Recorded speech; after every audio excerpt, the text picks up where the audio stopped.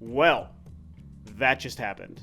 So I woke up this morning and first thing I did was check my phone and check Twitter like I know that we all do every single morning. And would you believe it, I see a trillion tweets from so many different people and fans and followers of the channel who are tweeting me about Nintendo and a Nintendo Direct, and there are a lot of No More Heroes tweets coming at me. And I'm like, holy crap, what the heck happened? I didn't even have a chance to see anything from Nintendo. It was just all my notifications filled with people saying, wake up, Rob, did you see Rob? No More Heroes, blah, blah, blah. And I was like, what is happening? It was very exciting, but I was like, in that typical days when you wake up and you're groggy and you're wiping sleep out of your eyes and you're looking at your phone and it's like, holy crap, something big happened. And as you obviously already know, it turns out that Nintendo had their newest edition of their Nintendo Direct Partner Presentation Showcase for October 2020. Now, what was interesting about this is at the beginning, the narrator, the announcer, confirmed that this was going to be the last one for the year. So it's been, what, a 4-month journey, right? We had one in July, August, September, and now October. And this was the final one. And it's been a pretty divisive road, you know, following these things ever since the first one in July. I and many other people feel like the first two were really not very good. I definitely was not a big fan of it. The last one that opened with the Monster Hunter stuff, I feel was a big improvement for sure. And I think that this one overall continues the same trajectory. Now, because we know there was No More Heroes stuff involved today, we know that by default, for me, just as a fanboy, it's my favorite one they've shown so far. There was some great stuff to get into, and we're going to talk about it. Overall, there was some very big and important stuff that they talked about today. There was a few things I was actually very interested in, but there was also a lot of just kind of not so much exciting stuff for myself. So, while I feel that this probably still was the best overall, I'm trying not to be too blinded by my No More Heroes fanship and look at it objectively and say it was very good and probably the best of them all, but I still don't think it was overall an amazing Direct altogether. Anyway, let's not focus on that part. Let's focus on the exciting stuff and the good stuff and the cool stuff. Like I said, there were a lot of games that I really just didn't even care about, and I was actually kind of skipping through. You know, like there was that farming game, and there was some other weird, like kid-oriented RPG game or something that I don't even remember what it was. I'm not into those kinds of things, and some of the weird indie games, the Bakugan showed up again. Not for me personally, okay? But there were some big drops that they discussed in this Nintendo Direct partner presentation thing, right? The first one is another game I'm personally not interested in, but it's a big deal. It's a huge title. Many people are looking forward to it, and it's Bravely Default 2, okay? They did finally discuss a little bit more of this. They talked a little bit about the characters and some of their abilities, and they said that they're going to be talking about more characters down the road. And so for people who are hyped about that game, I would think that it was pretty cool information. What I will say is it seems like they've definitely improved the visuals and the graphics overall to this game, guys. I don't know if any of you noticed that or feel that way, but for myself, as I watched it, you know, and as somebody who really hasn't been excited about the game anyway, I watched it thinking that it just looks much, much better than it did before. And I even played the demo for a couple of minutes, so I had some hands-on time. And yeah, I gotta give them props because it does seem like they improved it. And in fact, they even addressed the demo and the feedback, and they talked about the list of things that they improved based on people's feedback. That's a very cool thing. I hope that this is a trend that continues in the gaming industry, where demos and betas can go out, and we actually hear the game companies talk about addressing concerns that players notify them of after playing betas and demos. I think that's a very good thing to do, and I have to applaud Nintendo and Square Enix for doing that with this game. And of course, the big news about Bravely Default is something that we were all starting to suspect, and I even talked about it on my live stream. The game is moving into 2021, and it is releasing in February of 2021. So that really sucks for all of you guys who are excited to play this game, but it was pretty obvious that the game wasn't going to make it this year. They would have told us that a while ago, I think. But I do think it's fair to say that February isn't that long to wait, right? That's like, what, 5 months away? That's not really so bad. So hopefully everyone who's looking forward to it can wait just a few more months and finally get your hands on it soon. So like I said, then they showed a bunch of other kind of smaller games and games that personally don't appeal to me. I have no interest in, nothing to really say about them. They did show some more of Immortals Fenyx Rising, and I think it was really cool to see Nintendo Switch footage of the gameplay. This game looks amazing, you guys. We all know it's a Breath of the Wild clone, a Breath of the Wild ripoff, but I just don't really care. I kind of see that as an obvious thing that we should have known was going to happen, right? When Breath of the Wild came out, everyone said, this is a game changer. This is the way to do an open world. Like, this is the best one ever. Other open worlds aren't going to feel the same after Breath of the Wild because it's so good. So naturally, in the years following that game, other game companies making new games that are open world were going to probably start to learn from the building blocks that Breath of the Wild put in place, right? We saw that a little bit with Ghost of Tsushima. I think there's a bigger gap between those two games, but I do feel there's an element that's borrowed from that. There's also the Genshin Impact game that very much is using a lot of features from Breath of the Wild, and I think that Fenyx Rising is another one doing the same thing. So I don't see it as a problem. It's like, I loved Breath of the Wild, so I feel like I'm going to love this game. It looks fantastic. It's coming in December, first week of December.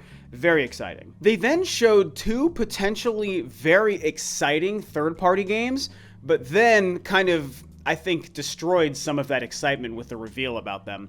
The first one is Hitman 3. I think it was Hitman 3 is coming, and I'm not really a Hitman guy, but it is a very big, famous old series, so I think it's cool that a Hitman game is coming to the Switch, but they confirmed that it is the cloud version. So we're seeing the resurgence of this trend that I believe started with Resident Evil 7 a couple of years ago in Japan, where you're basically playing a cloud streaming version of the game on the Nintendo Switch. It's not the actual game. You're not downloading it to the hardware. It's not running off of the hardware. It's not a physical cartridge. It's literally just in the cloud streaming to your Switch. And I think that people said Resident Evil 7 really didn't work that well. I remember it being kind of, marred by lack of performance. And now they're doing it again with Hitman 3. It's like, it would have been cool if Hitman 3 was coming, but it's a cloud version, so it's immediately less cool to me. And then they followed it up with what I thought was an amazing announcement, that Control is coming to the Switch as well. In fact, that is a big deal. That's a huge deal. I was so excited when I saw a game like that was coming to Switch. And for myself, I've been dying to play it since it came out, but it's in my backlog. I've not had a chance to get to it. And thinking that a brand new copy was going to be coming to the Switch, it's like, you know what? Maybe this is my excuse to finally pick this game up. I'll just pick it up and play it on the Switch because I'm totally okay doing that. But then they also confirmed that this is the cloud version. And so I just have mixed feelings on this whole cloud thing, you guys, and maybe I need to spend more time in a separate video about it. I'll just say that I appreciate that they're trying to find ways to make some games come to the Switch that otherwise aren't coming, but I also feel like it's a cop-out, and it's also less interesting because it's not the real game. And, I mean, what do you do? Do you pay for it, or do you rent it? I mean, and I don't like the fact that it's, not only is it not physical, which immediately is less appealing, but on top of that, you're not even downloading it to your console, so you don't even truly own it anyway, and there's so much room for error when you're streaming stuff, okay? So it's cool that the Switch is adopting some of this technology, and yes, it's good to have games that you otherwise wouldn't have, but I really struggle to be excited when this is how they're bringing an important game like Control to the Switch. I don't know, it just feels kind of not great. Okay. And then we come to the goods. This is the real stuff. This is what I wanted to talk about. This is the reason I woke up this morning and got excited to watch this thing once I saw that it existed. We got some good No More Heroes stuff, you guys. Finally, Suda51 and Grasshopper Manufacture and Nintendo is willing to say, here is some No More Heroes goodness. You guys have been so patient. You've waited so long.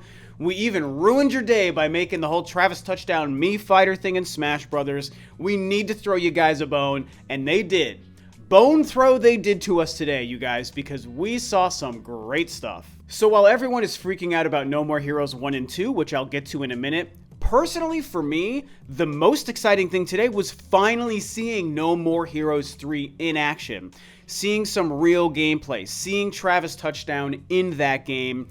it was very cool. It was very quick, and it was just a bunch of quick glimpses and quick cuts. You know, here's 4 seconds of a scene, here's 4 seconds of a scene, here's 4 seconds of a scene. They just did that kind of stuff. But they started off with a close-up of Travis Touchdown having to go to the bathroom, which means he needs to save the game.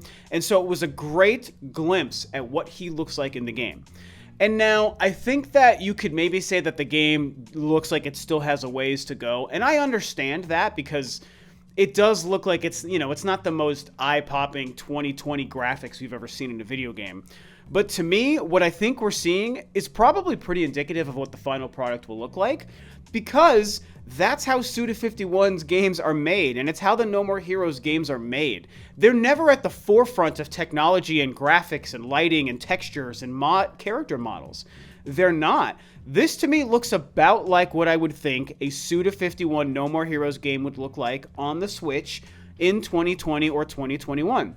Maybe some of the resolution gets cleaned up a little bit because I do think there's room for improvement there, but overall, I honestly don't even really care. I just wanted to see the style and get an idea of the animation. How clean is it going to be? How smooth running is it going to look? What will the action look like? What will Travis look like? And again, resolution aside, I think that it looks spectacular. I am in love with it. The first shot of combat that they show was insane. I mean, the moves and the action and the speed with which Travis was attacking is like No More Heroes 1 and 2 dialed up to 12 and multiplied by 5. Like, it looked so freaking cool, you guys. I'm so excited with what they're going to be doing. And it makes so much sense. I mean, I've been thinking this whole time, we're getting a 2020 and a 2021 No More Heroes game developed by Suda. Travis Touchdown, his most important and famous character, he's going to put his all into this game. And it is going to be the most efficient and most modern looking and feeling No More Heroes experience we've ever seen. And to me, with the couple of short glimpses that we got, that's what it looks like. I am over the moon with what it showed. And I loved the story context stuff. And it showed, I can't remember the guy's name now. Was it Fu? I think it was Fu. F-U, Fu. You know, the grown-up version of the thing that the kid finds when he's a kid, and then he comes back as a grown-up alien with all of his alien compadres later. You know, we saw him in the game. We saw Travis Touchdown and Fu go head-to-head, and I'm like, even that stuff was just getting me so excited, you guys. I think the Travis character model looks great. He's going to have so much personality. The animation is going to be like next level compared to the older games. I don't know, you guys. I could just gush about it forever. It was very quick. We still don't know anything about a release date other than 2021, but I don't care. I'm so hyped right now because we've finally seen this game. It took them way too long to show it to us, but man, it feels good. Of course, the other big news, like I said, is it is confirmed. After so long, after like a year of predictions and wondering and guessing from so many people, myself included, it turns out that yes, they are bringing No More Heroes 1 and 2 to the Nintendo Switch in HD. This is phenomenal news. Now, there's a couple of things here. The big thing is that they actually confirmed they were available today. So holy crap, you can download those games right now. They are $20 on the eShop. I believe they're being sold for a small discount today for $17.99. This is fantastic. But while that is good news because we can get right to playing those games if we want, what I do think is unfortunate, and I don't want to be like a Debbie Downer here because overall this is exciting and I'm okay with it, but it is unfortunate that these games didn't have any other enhancements. They didn't do any other updates to the visuals. I'm assuming they did nothing to fix some of the controls or the wonkiness or the weirdness of some of the mechanics, the very outdatedness of the mechanics of both of those games. It seems like they just made them in HD and made them as straight ports. And to me, I'm okay with it because I just love those games, but I feel like if they wanted to help introduce new players to this world and this character and these games, I do feel like updating the mechanics would have gone a long way. I'm a little worried people who are excited who never played them will play them now, see how kind of wonky the mechanics are, and maybe be turned off. So I think they missed an opportunity there. Even though I'm excited and anyone who's played those games before is excited because we know them this way, I think that it might hurt new players. I'm a little bit worried about that aspect. Tell me what you guys think about that below. And then, of course, the other disappointment is the fact that there's no physical release for this. I mean, man, I think that it's Such a missed opportunity. How much would we all love to have a sweet, kick-ass Nintendo Switch case that is a Travis Touchdown, No More Heroes 1 and 2 on that case. It could match up with our Travis Strikes Again and our eventual No More Heroes 3 case. I would love to have all 4 of these games in physical fashion on the Nintendo Switch. Major bummer and major disappointment that these games are not physical and that they're digital only. I have to assume it's because they just wanted to just get these out sooner than later. And, you know, I mean, I even think that they could have sold them. They're selling them for $20 a piece right now, physical, or digital, I should say. I guarantee you, if they made a physical collection of 1 and 2, they could sell it for $60. And I don't think any one of us would have complained. Well, maybe that's not true. Given the way people reacted to Mario 3D All-Stars, tough to say. But I think that people put less expectations on other companies. I think people put extra heavy expectations on Nintendo. So tough to say there, but I would have been fine paying $60 for a physical copy of a No More Heroes 1 and 2 HD collection on the Switch. So, you know, it's still great news. I recommend everyone check them out, but if you've never played them before, just remember, you're playing a 2007 and a either 9 or 10. I think it was 2010. A 2007 and a 2010 Nintendo Wii game, okay? Remember the Wii. Put your mind back into those years when the Wii was the current console. A lot of games were really weird and controlled strangely, and then we have the Suda51 thing going, and they're awesome, amazing games, you know, 2 of my all-time favorite games, but they're weird. They're products of their time. So you just have to remember that, and no matter what you think of them, I guarantee you No More Heroes 3 is absolutely going to deliver a more modern feel, and it is going to blow everyone away. Now, whew, man, hard for me to kind of get over my excitement of talking about that stuff. I'm so freaking jazzed and freaking out about all the No More Heroes stuff. I can't wait to download these 2 games and have them and replay them, even though I've played them both so many times. It's going to be amazing. But I do want to talk about the last thing that they showed, which was very huge, and it was more Hyrule Warriors Age of Calamity info. And really, the only big info drop is the fact that there is a demo also available today. So this is where Nintendo really nailed it, okay? They had a couple of amazing announcements. Control Cloud version, No More Heroes 1 and 2, Age of Calamity demo, all revealed today. Big news, big item drops, and these are all available today on the eShop. So you can play Control right now, you can play No More Heroes 1 and 2, and you can play the Age of Calamity demo. This is huge news. This is where Nintendo really won today. Obviously, the No More Heroes stuff for me was a win, and outside of that, all of this play today information that we got is amazing. Age of Calamity, this game looks better and better every time we see it. Really cool trailer. Showed some more gameplay, showed some more items and weapon usage. It all looks fantastic. They showed more of that mysterious character that I feel has to be Vati. It's either Vati or maybe some new character. I feel like it's going to be one of the two. But they showed more of that person, and they also showed, I think this is the first time we've seen this, that you can actually use the Divine Beasts in combat. You can actually use the flying one.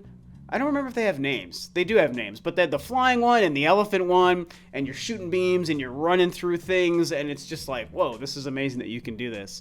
And then, of course, you know, the demo. The fact that the demo's available now. The game is only about 3 weeks away, and I don't know. I can't wait. So all in all, I feel like, yeah, it really was a very solid Nintendo Direct. So that's it. That's the goodness, really the main stuff I wanted to touch on. No More Heroes, you guys. Oh my, I feel such a huge sense of relief, you know? Not having to wonder about this game anymore. I just feel great having actually seen some gameplay. The game feels real to me, finally. I hope that early in 2021, they show us more and they give us the date. And that's kind of my loose prediction right now, that soon after the year, the first time Nintendo addresses us in whatever their, you know, Nintendo Direct plans are going to be in 2021. We have no idea what they're going to do. Are they going to go back to regular ones? Are they going to stick with minis? Are they going to just stick with the partner presentations? Who even knows? But whatever they do early in 2021, I would love to see No More Heroes 3 show up again, and maybe they can give us a release date window, which I think will be either early summer or late summer. That's going to be my prediction for now. So, Yeah, No More Heroes 1 and 2. Go play those games, you guys. This is amazing and exciting. I'm just so jazzed about this. So, very fun morning. Tell me what you guys thought about all this stuff below. And with that, this video is a wrap. Thanks, of course, as always, for tuning in. This is Rob of Rule of 2 Review, and I will catch you next time on another video.